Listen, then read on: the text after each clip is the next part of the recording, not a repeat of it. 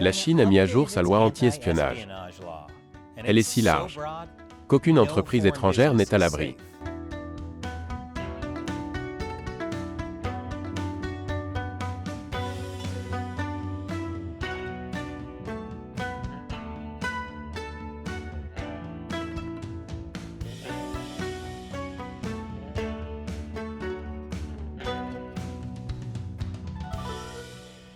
Bienvenue à Chine non censurée. Je m'appelle Chris Chappell. Depuis le début de la pandémie, la politique de zéro Covid de la Chine l'a maintenu isolé du reste du monde, mais aujourd'hui, la politique de zéro Covid est terminée, et la Chine est affamée d'argent étranger.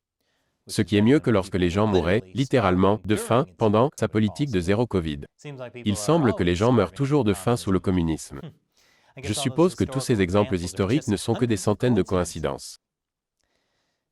La Chine s'est présentée à l'élite mondiale comme le meilleur pari des investisseurs en 2023 et a affirmé que les entreprises américaines pourraient bénéficier de triple avantage en Chine. Rien ne rend les dirigeants d'entreprises plus crédules que la promesse d'argent, d'argent, d'argent. Et je suis sûr que la Chine est un investissement aussi sûr que les NFT, le New Coke ou les sucettes au plomb. Ce sont des valeurs sûres. Plus récemment, lors d'une conférence organisée par le gouvernement à Pékin, le vice-premier ministre chinois Xing Xuexiang a promis à un groupe de cadres étrangers que la Chine créera un environnement favorable aux entreprises étrangères afin qu'elles investissent, restent et prospèrent en Chine. La Chine, quel beau parleur! Mais ses actions ont l'effet exactement inverse. En effet, ces actions les plus récentes sont si mauvaises qu'elles pourraient un jour amener les entreprises étrangères à se réveiller et à se rendre compte que faire des affaires en Chine n'en vaut pas la peine. Mieux vaut tard que jamais, je suppose. Voici une vidéo de moi la première fois que j'ai averti les entreprises qu'investir en Chine était une mauvaise idée. La semaine dernière, les législateurs chinois ont approuvé une vaste extension de la loi chinoise de 2014 sur le contre-espionnage.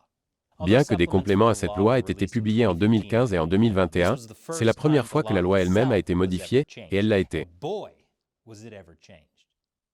La loi chinoise sur le contre-espionnage était déjà très large, puisqu'elle s'opposait à tout ce qui était considéré comme une menace pour les secrets d'État, mais aujourd'hui, elle est encore plus large. Désormais, elle s'applique également à tout ce qui est considéré comme contraire aux intérêts du peuple. Et par intérêt du peuple, il faut entendre intérêt du parti. Cela repose sur une vision holistique de la sécurité nationale, qui s'attaque à la fois aux symptômes et aux causes profondes. Holistique? Comme le médicament? Oh, donc ça ne marche pas. J'ai compris.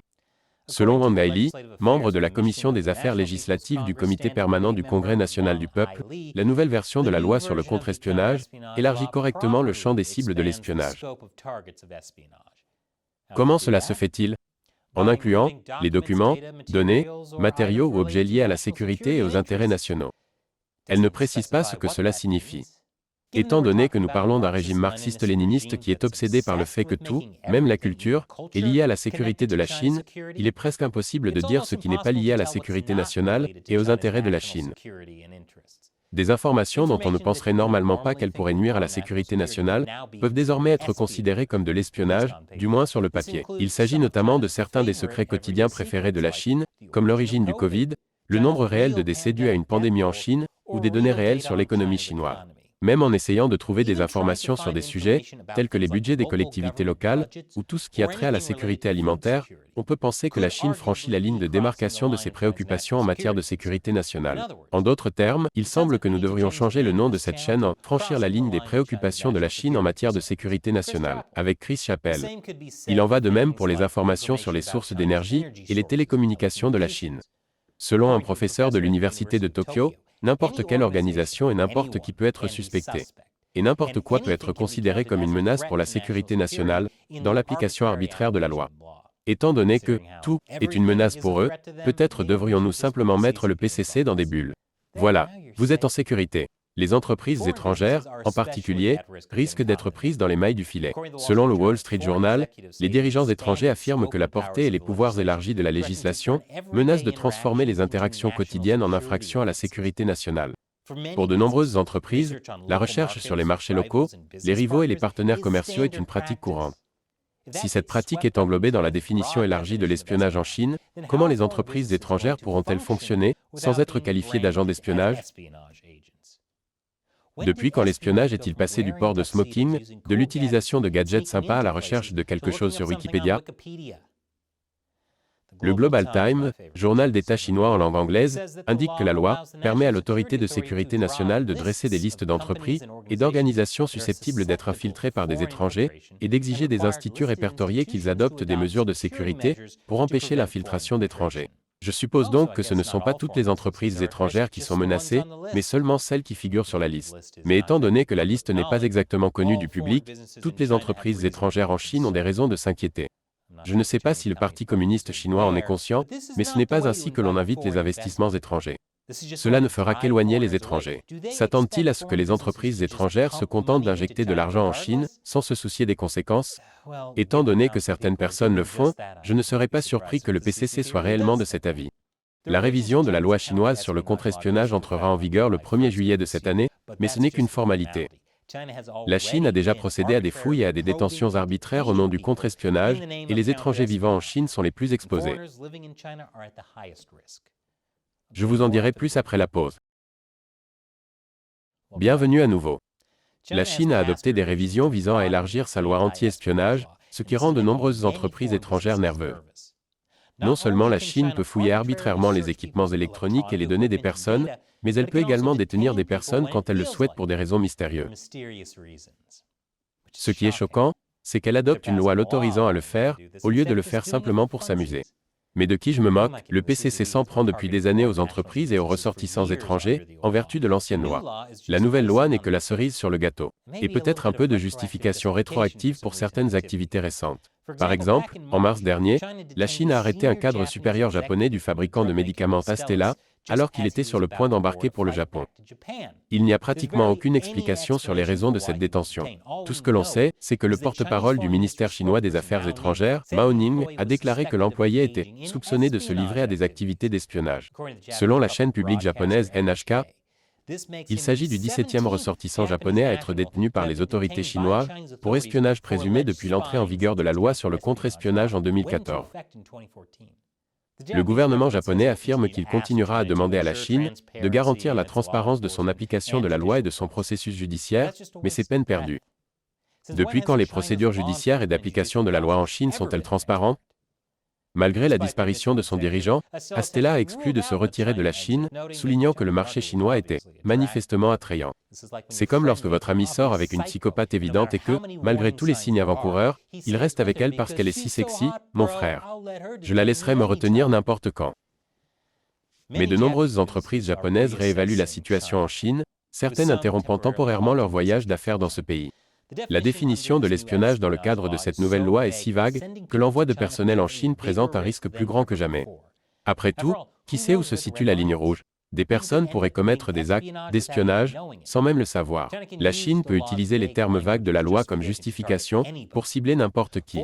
Les entreprises étrangères devraient s'inquiéter, en particulier celles des États-Unis. Récemment, la secrétaire d'État au Trésor, Janet Yellen, a fait remarquer qu'il y avait eu une augmentation récente des actions coercitives visant les entreprises américaines. Toujours en mars, le même mois où les autorités chinoises ont arrêté le dirigeant japonais d'Astellas, la principale autorité chinoise de régulation de la cybersécurité a déclaré qu'elle enquêtait sur Micron Technology, le plus grand fabricant américain de puces à mémoire. Selon Asia Financial, l'administration chinoise du cyberespace a déclaré que cette mesure visait à protéger la sécurité de la chaîne d'approvisionnement des infrastructures d'information critiques, à prévenir les risques cachés et à sauvegarder la sécurité nationale. C'est encore une fois le cas, la sécurité nationale. Est-ce que c'est moi ou est-ce que la Chine essaie de justifier tout avec la même excuse? Et qui a volé mes restes de spaghettis? Sécurité nationale. Mais elle n'a pas donné d'autres détails, y compris les produits Micron qu'elle examinait. Je suis sûr que la Chine va prendre son temps pour examiner Micron. Elle n'en profitera absolument pas pour voler des secrets commerciaux. Et, peut-être qu'ils feront une nouvelle loi disant qu'ils sont autorisés à le faire, aussi. Vous savez, pour la sécurité nationale.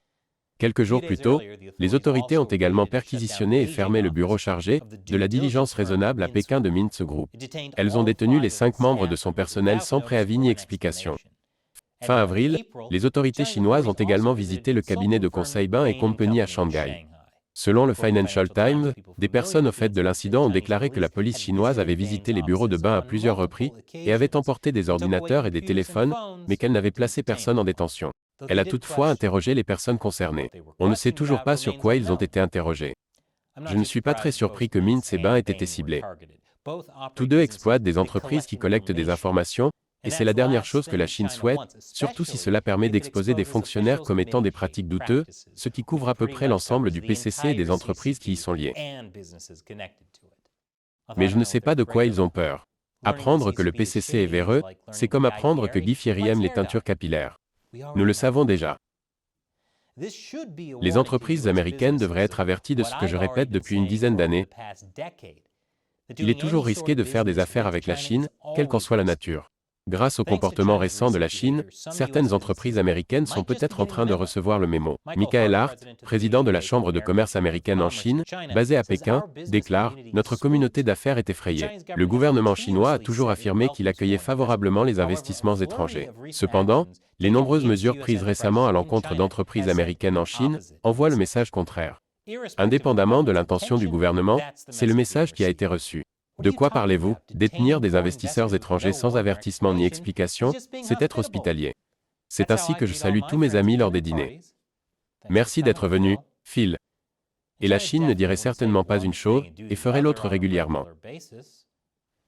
En apprenant la nouvelle concernant Bain, M. Hart déclare que « Nos membres se demandent qui sera le prochain. » Ma réponse, vous. La Chine mène une guerre économique contre les États-Unis depuis des décennies. C'est le moins que l'on puisse dire. Même si une entreprise américaine a la chance d'éviter la détention arbitraire, la confiscation ou l'interrogatoire, elle sera certainement traitée comme un ennemi du PCC, un ennemi à qui le PCC peut soutirer de l'argent, de la technologie et des secrets commerciaux. Les révisions apportées par la Chine à sa loi sur le contre-espionnage le prouvent. Si la Chine est paranoïaque à l'idée que les entreprises des États-Unis et d'autres pays font des choses qui mettent en péril sa propre sécurité nationale et ses intérêts, il y a de fortes chances qu'elle ait peur de la même chose que ce qu'elle fait aux autres. Et si vous êtes une entreprise qui, après tout cela, est toujours intéressée par une collaboration avec la Chine, j'ai des tétines au bout de plomb à vous vendre. Elles sont probablement fabriquées en Chine. Mais vous savez ce qui n'est pas fabriqué en Chine? Tout ce qui se trouve dans la boutique Chine non censurée.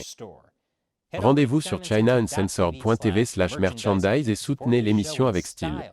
Et achetez votre propre t-shirt. J'ai fermé les yeux sur l'épuration ethnique en Chine et tout ce que j'ai obtenu, c'est ce t-shirt un peu moins cher. Le lien se trouve ci-dessous. Chine non censurée n'existerait pas sans le soutien de téléspectateurs comme vous. Une fois de plus, je suis Chris Chappell. À la prochaine fois.